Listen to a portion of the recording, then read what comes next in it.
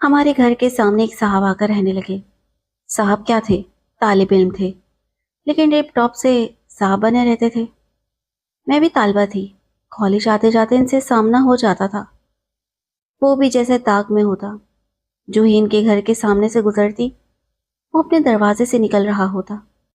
اس کا انداز مجھے اچھا لگا۔ چھٹی کے دن ہمارا سامنا نہ ہو پاتا تو اپنے کمرے کی کھڑکی سے اس کے مکان کی طرف چوری چھپے دیکھتی، شاید کہ وہ بھی کھڑکی میں موجود ہو۔ کچھ دن گزرے کہ اس نوجوان کی مد بھیڑ میرے والد صاحب سے ہو گئی۔ الیک سلیک کے بعد انہوں نے دریافت کیا، کیا نئے پڑوسی ہو؟ میری بیٹھک میں آ جاؤ، چائے پیتے ہیں۔ انہوں نے نام پوچھا تو نوجوان نے بلند بخت نام بتایا۔ نام تو خوب ہے، والد صاحب کا کیا نام ہے؟ کہاں سے آئے ہو؟ والد کا نام میر عالم ہے اور قصور سے آیا ہوں۔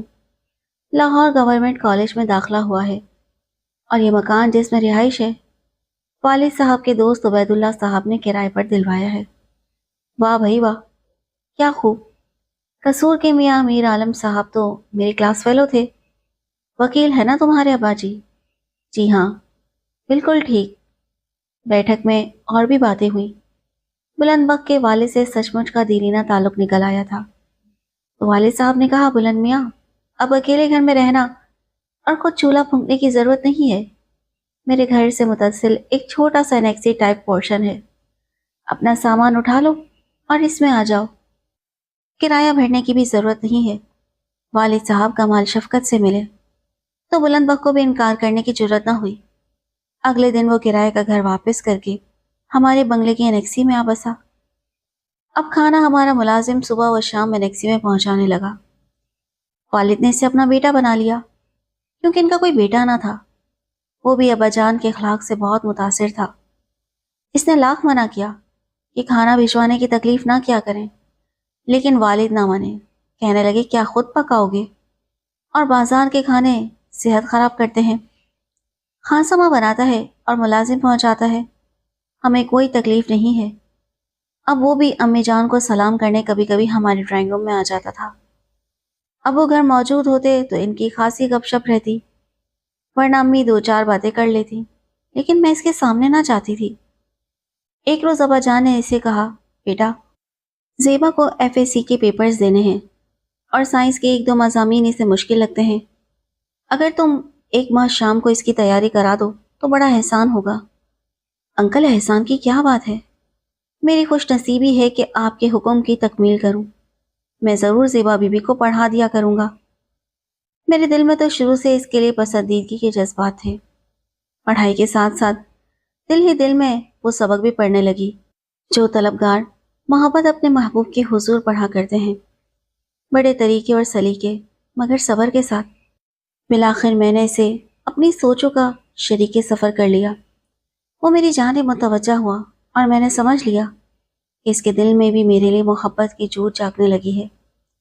امتحان ختم ہو گئے، اس سے ملاقات کا جواز بھی ختم ہو گیا، مگر دل کی لگی اور بے چین رہنے لگی۔ وقت گزرنے لگا۔ اب والدین میری شادی کی فکر میں لگ گئے۔ ابو کی نظر میں بلند بخت ایک شریف نوجوان تھا۔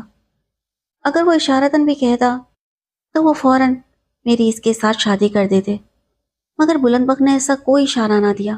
بالآخر میں نے اس سے کہا، بلند، تم جلد اپنے والدین کو لاؤ اور میرا رشتہ مانگو، ورنہ ابو میری شادی کسی اور سے کر دیں گے۔ میں فی الحال شادی کرنے سے مجبور ہوں، جب تک کوئی بہت عمدہ نوکری نہیں مل جاتی۔ ابھی مجھے کم از کم 5 سال دیر ہے۔ اگر تم 5 سال انتظار کر سکتی ہو، پھر میں کسی نہ کسی دن رشتہ مانگنے تمہارے والدین کے پاس ضرور آؤں گا۔ اس کے جواب سے مجھے بہت مایوسی ہوئی۔ لگا وہ مجھے حاصل کرنے میں سنجیدہ نہیں ہے۔ وقت پاس کرنے کو ملتا تھا، لیکن میں تو بہت سنجیدہ تھی۔ میں اس معاملے میں دوسری لڑکیوں سے مختلف تھی۔ آہیں بھرنے اور وقت ضائع کرنے کے بجائے میں نے اس سے قطع تعلق کر لیا۔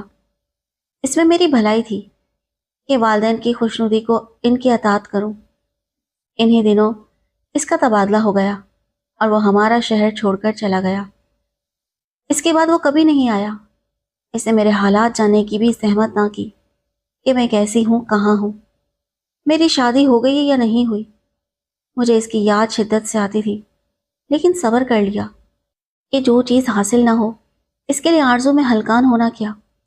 وہ بھی شاید اپنی زندگی کی نئی دلچسپیوں میں گم ہو گیا تھا کہ پھر کبھی پلٹ کر خبر نہ لی۔ تاہم میرے دل میں اس کی یاد رہ رہ کر ٹھیس اٹھاتی تھی۔ میری شادی والدین کی مرضی سے ہو گئی۔ وقت گزرتا رہا، میں 2 بیٹیوں کی ماں بن گئی۔ شوہر اچھے انسان تھے، متوسط آمدنی تھی، تاہم میرا ہر لمحہ خیال رکھتے تھے۔ ایک مطمئن زندگی گزار رہی تھی۔ بلند وقت کی یاد آتی تھی، لیکن میں نے اپنی ناکام محبت کو زندگی کا روپ نہ بنایا۔ شوہر اور بچوں کی خدمت و پرورش کے ساتھ گھر گھرستی کی مصروفیات میں وقت گزرنے لگا۔ شادی کے 10 برس بعد امی ابو کا ایک کے بعد دیگر انتقال ہو گیا۔ اب میرا سب کچھ میرے شوہر ہی تھے۔ بیٹیوں کی خوشیوں اور ان کے مستقبل کا تمام تر انحصار انہی پر تھا۔ خدا کی مرضی کہ ایک روز وہ دفتر جاتے ہوئے موٹر بائک حادثے کا شکار ہو کر موقع پر جان بحق ہو گئے۔ یہ صدمہ بہت بڑا تھا کہ میں بے آسرا اور بچیاں یتیم ہو گئی تھیں۔ ہماری کفالت کرنے والا بھی کوئی نہ رہا تھا۔ اب پتہ چلا کہ شوہر ایک عورت کے لیے کتنی بڑی پناہ اور نعمت ہوتا ہے۔ در در کی ٹھوکریں تو نہ کھانی پڑی کہ والد صاحب مکان میرے نام کر گئے تھے۔ تاہم والد کے مکان میں قیام نہ کیا، اسے ٹھیک ٹھاک کرانا تھا تاکہ کرائے پر اٹھا سکوں، جس کے لیے رقم کی ضرورت تھی۔ سردست میرے پاس تو گزارے کے لیے بھی رقم موجود نہ تھی۔ BSc کیا تھا، نوکری کی تلاش میں نکل پڑی۔ ایک اخبار میں ضرورت ملازمت کا اشتہار دیکھا، لکھے ہوئے پتے پر پہنچی۔ کلرک نے بتایا کہ درخواست دے جائیں، پرسوں انٹرویو ہے، صبح ٹھیک 10 بجے آنا ہوگا۔ مقررہ دن دوبارہ گئی۔ جب انٹرویو کے لیے صاحب نے بلایا تو یہ دیکھ کر حیران رہ گئی کہ ان کے برابر والی کرسی پر ایک اور صحابی بڑا جمع ہے۔ لگتا تھا جسے خواب دیکھ رہی ہوں۔ بلند وقت کو 17 برس بعد دیکھ رہی تھی۔ وہ بالکل ہی ویسا تھا جیسا کہ 17 برس قبل تھا۔ وقت کی گردش نے اس پر کوئی اثر نہ کیا تھا۔ یقین نہ رہا تھا کہ وہ میرے سامنے بیٹھا ہے۔ اس نے حیران نگاہوں سے دیکھا۔ شاید اسے بھی اپنی آنکھوں پر یقین نہ آ رہا تھا، کیونکہ وقت نے میرے رنگ و روپ کافی بدل دیے تھے، لیکن اب پروقار ہو گئی تھی اور پہننے اوڑھنے کا سلیقہ بھی آ گیا تھا۔ صاحب نے سوالات کیے اور میں نے جواب دیے۔ وہ مجھ سے متاثر نظر آئے تھے۔ انہوں نے کچھ نجی زندگی کے بارے میں بھی سوال کیے۔ میں نے بتایا کہ 1 سال قبل بیوہ ہوئی ہوں، شوہر کا حادثے میں انتقال ہو گیا ہے اور اپنی 2 بچیوں کی پرورش کی خاطر ملازمت کرنا چاہتی ہوں۔ اس سے پہلے کبھی ملازمت نہیں کی۔ پھر تو مشکل ہے، باس نے کہا۔ ہم کو آفس ورک کے لیے کچھ تجربے کار لوگ درکار ہیں۔ آپ سے پہلے جن خواتین نے انٹرویو دیے، ان کو ملازمت کا خاصا تجربہ ہے۔ میں کچھ مایوس تھی۔ انٹرویو لانچ سے باہر نکلی تھی، امید نہ تھی کہ مجھے بلا لیں گے۔ شاید کہ قدرت بلند وقت کی ایک جھلک دکھانے کو مجھے وہاں لے گئی تھی۔ اگلے روز فون آ گیا کہ صاحب نے بلایا ہے، آپ کا سلیکشن ہو گیا ہے، فوراً آ کر اپوائنٹمنٹ لیٹر لے لیں۔ سمجھ گئی کہ بلند وقت نے سفارش کی ہے، کیونکہ وہ وہاں موجود تھا۔ بعد میں پتہ چلا کہ اس کمپنی میں وہ اچھے عہدے پر فائز ہے، تبھی اسے انٹرویو بورڈ میں شامل کیا گیا تھا۔ میرا اندازہ درست نکلا۔ بلند وقت نے ہی میری سفارش کی تھی اور باس نے ملازمت پر رکھ لیا تھا۔ میں اس کی سفارش پر نوکری کرنا نہیں چاہتی تھی، لیکن مجبوری تھی، کیونکہ مجھ سے ناتجربے کار کو نوکری ملنی مشکل تھی۔ یہ تو ایک اتفاق ہی ہو گیا تھا، ورنہ ملازمت کے لیے کتنے دھکے کھانے پڑتے ہیں جانتی تھی۔ اگلے روز بلند وقت کا فون آ گیا۔ زیبا میں بول رہا ہوں۔ سچ شکر تم مل گئی، جب ملنا تھا ملے نہیں، اب کیوں شکر کر رہے ہو؟ میں نے بے رخی سے جواب دیا۔ امریکہ سے آنے کے بعد ایک بار تمہارے شہر گیا تھا۔ محلے کے ایک صاحب سے تم لوگوں کا پوچھا، انہوں نے بتایا تمہارے والد کا انتقال ہو گیا ہے، تمہاری شادی ہو چکی ہے اور تم کراچی جا چکی ہو۔ اس اطلاع سے تو قصہ ہی ختم ہو گیا۔ اور کھوج لگا کر کیا کرتا؟ کیا تم نے شادی کر لی؟ ہاں کی تھی، لیکن غیر ملکی لڑکی تھی، نبھانا ہو سکا۔ جلد ہی اس نے طلاق لے لی تو پھر شادی نہ کی، واپس پاکستان آ گیا۔ سوچا اب تو تم جیسی لڑکی ملے گی تبھی شادی کروں گا۔ کافی عرصہ بیت گیا۔ میری زندگی میں کئی لڑکیاں آئیں، لیکن تم جیسی نہ ملی۔ مجھ کو ہمیشہ تم ہر ایک سے ممتاز اور الگ تھلگ لگی۔ اب تم اچانک مل گئی ہو تو میری خوشی کا ٹھکانہ نہیں ہے۔ سوچا کہ تم سے معافی مانگوں گا اور شادی کی درخواست پیش کروں گا۔ تہیا کر لیا ہے کہ اب اگر شادی کی تو تم سے ہی ہوگی۔ یہ ممکن نہیں، میں 2 بیٹیوں کی ماں ہوں جو اب جوانی کے دور میں قدم رکھ چکی ہیں۔ میرا خیال دل سے نکال دو اور دوبارہ مجھے فون مت کرنا۔ یہ کہہ کر میں نے ریسیور رکھ دیا۔ اسے میری سرد مہری سے جیسے دھچکا لگا ہو۔ دوبارہ فون ملایا، گھنٹی بجتی رہی اور میں نے فون نہ اٹھایا۔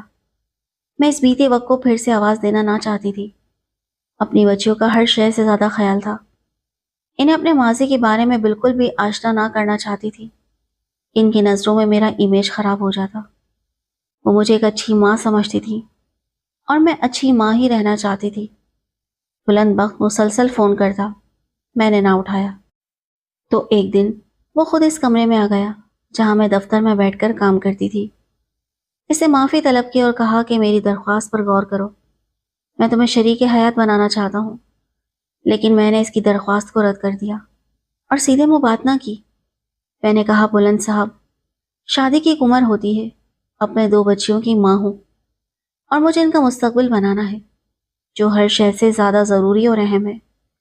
یہ ملازمت میں انتہائی مجبوری کی وجہ سے کر رہی ہوں۔ مجھے تنگ مت کرنا اور نہ میرا پیچھا کرنا، ورنہ ملازمت چھوڑ دینے پر مجبور ہو جاؤں گی۔ اس پر میری باتوں سے اوس پڑ گئی۔ وہ بجھ کر رہ گیا۔ پہلے تو میں اس کے انکار پر رو رو کر پاگل ہوئی تھی اور اب اسی کو رد کر رہی تھی۔ یہ تو وہ سوچ بھی نہ سکتا تھا۔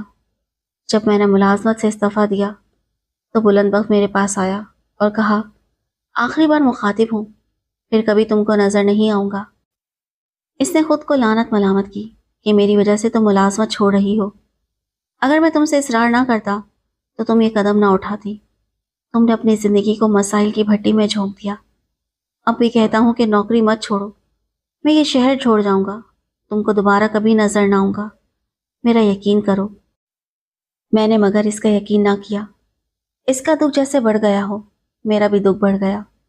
میں کیا اسے مورد الزام ٹھہراتی؟ اس نے خود کو مجرم بنا لیا تھا۔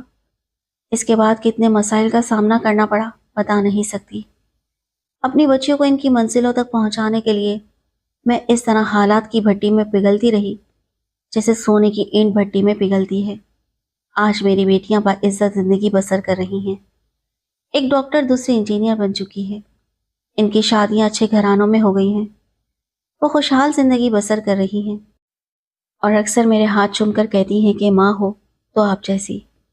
اماں آپ کتنی مقدس ہیں، اور میں نم آنکھوں سے جواب دیتی ہوں، خدا تم کو زندگی کی ساری خوشیاں دے، میں تمہاری خوشیوں کے لیے ہی تو زندہ ہوں۔